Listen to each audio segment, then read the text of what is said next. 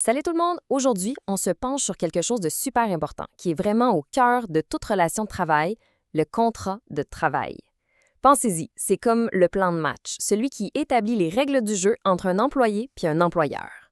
On s'est tous déjà fait demander un coup de main par un ami, hein? Mais à quel moment est-ce que ce service-là devient un vrai job, avec tout ce que ça implique? Les droits, les devoirs, tout ça? La réponse, finalement, est pas si compliquée que ça. En fait, il y a trois éléments essentiels qui changent complètement la donne. C'est vraiment la base, les fondations qui font qu'une simple entente devient un vrai contrat de travail officiel. Allons voir ça de plus près. OK, alors on entre dans le vif du sujet. Ces trois éléments-là, on peut vraiment les voir comme les trois piliers, les trois colonnes qui soutiennent tout l'édifice. C'est simple, si on manque juste un seul, légalement, il n'y a pas de contrat de travail. C'est aussi clair que ça. Alors, c'est quoi ces fameux piliers? Premièrement, on a la prestation de travail. C'est l'engagement à faire un job, tout simplement. Deuxièmement, la rémunération. Ben oui, il faut une paie, une compensation financière pour le travail fait. Et le troisième, celui qui est vraiment la clé de tout, c'est le lien de subordination. C'est lui qui fait toute la différence. Le lien de subordination, c'est vraiment ça, le nerf de la guerre. Qu'est-ce que ça veut dire, concrètement? Ça veut dire que la personne salariée accepte de travailler sous la direction et le contrôle de son employeur. L'employeur peut dire comment faire la job, il peut vérifier le travail, puis il peut même appliquer des mesures si les instructions ne sont pas suivies. C'est exactement ça qui distingue un employé d'un travailleur autonome. Bon, maintenant qu'on a bien compris c'est quoi un contrat de travail, la question suivante, c'est qui a le droit d'en signer un? Qui a la capacité légale de s'engager comme ça? La réponse, c'est assez simple en principe. Ça prend deux parties. D'un côté, on a le salarié, la personne qui fait le travail. De l'autre, l'employeur. Et cet employeur-là, ça peut être une personne, comme un particulier, ou bien une compagnie, ce qu'on appelle en droit une personne morale.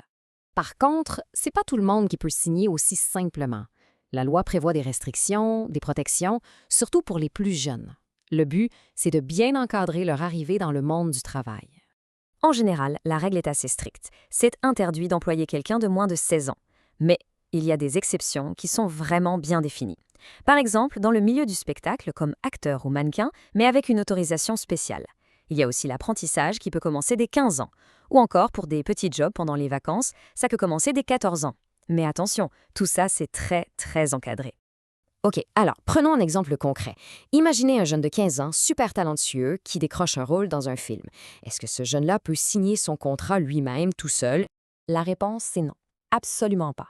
Parce qu'il est mineur, la loi est très claire. C'est son représentant légal, donc habituellement un de ses parents ou un tuteur, qui doit signer le contrat pour lui.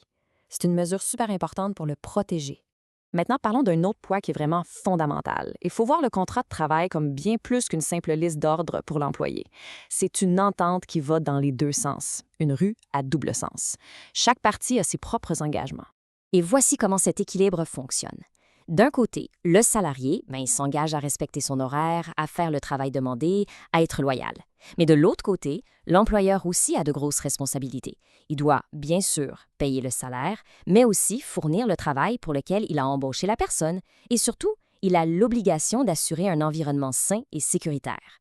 C'est vraiment un échange où chacun a sa part à faire et tout ça, c'est balisé par la loi. OK, on arrive vers la fin. Si on résume tout ça, qu'est-ce qu'il faut absolument retenir à propos du contrat de travail?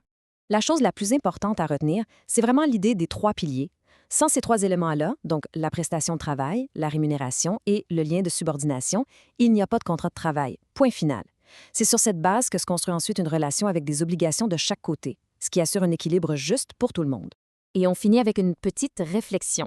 Qu'on soit sur le point de commencer un premier emploi ou qu'on ait des années d'expérience, est-ce que le fait de bien comprendre ces règles de base, ce n'est pas finalement le meilleur moyen de connaître ses droits, mais aussi ses responsabilités au travail?